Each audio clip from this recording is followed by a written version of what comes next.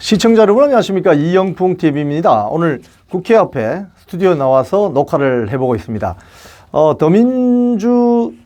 더민주혁신 전국혁신회라는 조직이 있죠. 민주당 내에 찐명, 강성, 좌파들 모임인데 여기 31명이 소속되어 있다고 하죠. 그런데 이 그룹이 주도가 된 것으로 보이는데요. 지금 그 민주당 이번에 당선자들 중에서 초선들 한 60여 명이 지금 원내 진입하기도 전부터 국회에서 천막농성을 하겠다고 해서 지금 상당히 큰 우려와 또는 화제를 모으고 있는데 그 내용 어떤 것인지 한번 살펴보겠습니다. 이런 문자 메시지가 이제 돌았다고 해요. 초선의 결기와 의지를 보여줍시다. 천막농성 가능일 알려주세요. 주 1회 기본 플러스 알파, 이런 문자가 돌았다고 해요. 이런 문자가 이번에 더불어민주당 계열 쪽에 있는 그 당선자들에게 문자 메시지가 대량으로 발송됐다고 합니다. 초선의 결기와 의지를 보여줍시다. 천막농성 가능한 날짜를 알려달라. 기본 주 1회 플러스 알파. 주 1회는 무조건 기본이고 의무적으로 해야 되고 뭐 한두 번 더 해야 할 수도 있다. 이렇게 이제 이 문자를 보내고 답을 받아서 이제 쉽게 이야기하면은 그 천막 농성을 할 수 있는 사람들을 순번표를 짜는 모양입니다. 자, 이래서 오늘이군요. 오늘 오전 그 최혜병 특검법을 촉구하는 초선 당선자들의 비상행동 선포식이 열렸고요. 그 이후에 천막 농성에 돌입하자, 뭐 이런 내용입니다. 그러니까 오늘 오후쯤 천막을 칠 수도 있겠네요. 자, 이 문자 메시지를 좀 더 소개를 해드리면, 초선 당선자들을 중심으로 진행을 하되 재선 이상도 자발적으로 참여할 수 있다, 뭐 이렇게 돼 있다고 합니다. 문자 메시지 내용에 현재 60명 정도가 참여하겠다고 의사를 밝혔답니다. 그리고 오늘 같은 경우는 오늘 오후에 만약에 천막을 치게 되면 오늘 오전에 그 최혜병 특검법 찬성하는 찬성하는 그 어떤 선포식에 참석한 사람들이 같이 천막 농성까지 이어지게 하자, 뭐 이런 이야기를 하고 있대요. 자, 천막 농성은 매주 월요일부터 금요일까지만 하고 주말은 쉬는 모양입니다. 하루에 10명 이상씩만 되면 될 것 같다, 뭐 이런 구체적인 천막 농성 방식도 문자 메시지로 알렸다고 합니다. 자, 이 공지를 알린 소위 말해서 대변인이 누구냐, 이 천막농성, 국회 천막농성을 하는 이 투쟁의 대변인이 누구냐, 윤종근 경기도 안성 당선인이랍니다. 그리고 이 윤종근 초선 당선자와 몇 명이 이렇게 주도를 하고 있대요. 그런데 이 윤종근 이 초선 당선자는 이재명 경기도지사 시절에 경기도청 정무수석을 했대요. 그리고 강성 친명 조직, 제가 아까 말씀드렸죠, 더민주 전국혁신회의 그 31명 중에 한 명이랍니다. 그래서 거기서 31명 중에 대변인으로 역할을 하고 있대요. 그러니까 완전히 찐명 급진 좌파죠, 굳이 분리하자면.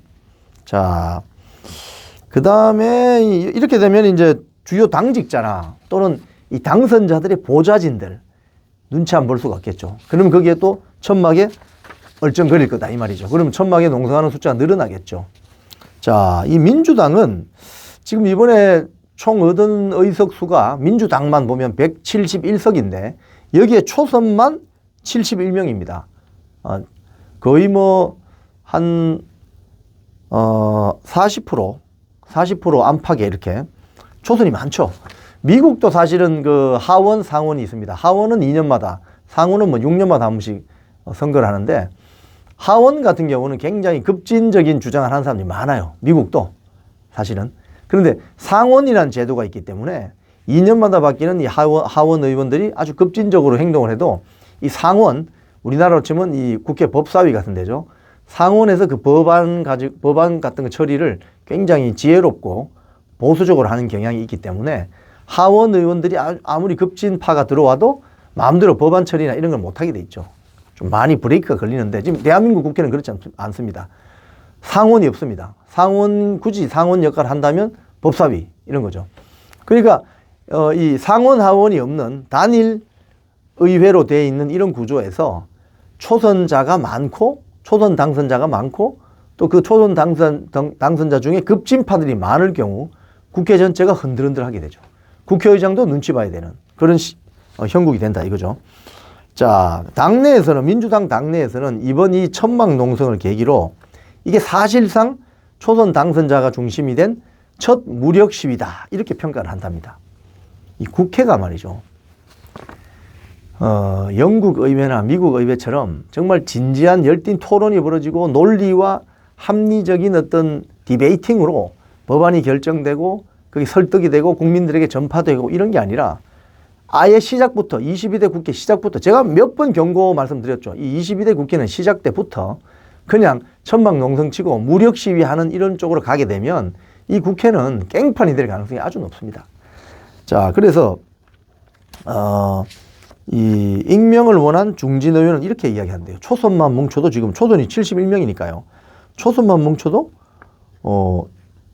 각종 민감한 현안을 밀어붙일 수 있는 규모라서 천막 농성의 위력을 무시하지 못할 것이다. 이렇게 평가를 한대요. 그리고 국회의장 후보자들 있잖아요. 뭐 추미애 뭐 등등 뭐 정성호 등등 있잖아요. 한 4, 5명이 이 천막 농성장에 찾아와서 눈도장을 찍어야 되겠죠. 그래야 초선들 71명의 표를 얻을 수 있잖아요. 이렇게 되면 국회의장 역할도 과격해질 수가 있죠. 그래서 이게 걱정이라는 겁니다. 자, 그러면 또 각종 좌파 정치 유튜버들 와서 현장 중계하겠죠. 완전히 그러면 이제 북적북적하게 되는 겁니다. 자, 그런데 정치권에서는 이런 이야기가 나옵니다. 지금 강성 일변도로 흘러갈 22대 국회의 지금 본 모습을 보는 것 같다.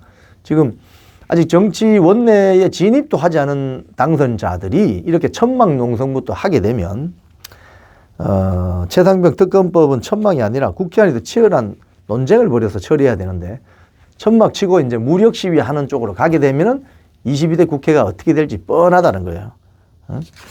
지금 사실 21대 국회에서 민주당에서는 여러 가지 세력들이 존재했습니다. 가령 가장 급진 좌파라고 할 수 있었던 뭐 철험회, 뭐 황운하, 뭐 또 누가 있나요? 뭐 이재정, 뭐 이런 멤버들이 있었던 철험회, 또 4.0 뭐 민주주의 4.0이라고 친문 계열, 그 다음에 86그룹이 더 좋은 미래, 김근태계가 민주평화 국민여회 이런 식으로 여러 세력들이 이렇게 포진해 있어서 다양한 그래도 목소리가 나왔는데 지금 민주당은 171석 중에 전체 171석 중에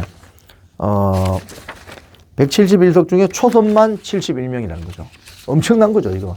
초선들끼리 똥똘 뭉치면 나머지 100명을 그냥 이 100명은 재선도 있고 3선도 있고 뭐 4선, 5선도 있으니까요. 다 이해관계가 다를 수 있잖아요. 그러니까 정치 오래 한 사람들도 노련하니까 이 초선들의 강경한 목소리를 피해가거나 또는 거기에 올라타서 어떤 정치 행위를 할 수도 있는 가능성이 있죠. 그렇기 때문에 지금 22대 국회가 열리면 오늘 같은 이런 천막 농성 이제 이런 게 구체화되고 가시화되면 22대 국회는 그야말로 강성 좌파, 급진 좌파들이 국회를 흔들어 버리는 그리고 건전한 토론과 상식적인 협의 그리고 디베이팅이 사라져 버리는 그런 그야말로 정글 국회가 될 가능성이 아주 높아 보입니다. 지금까지 이영풍 TV였습니다.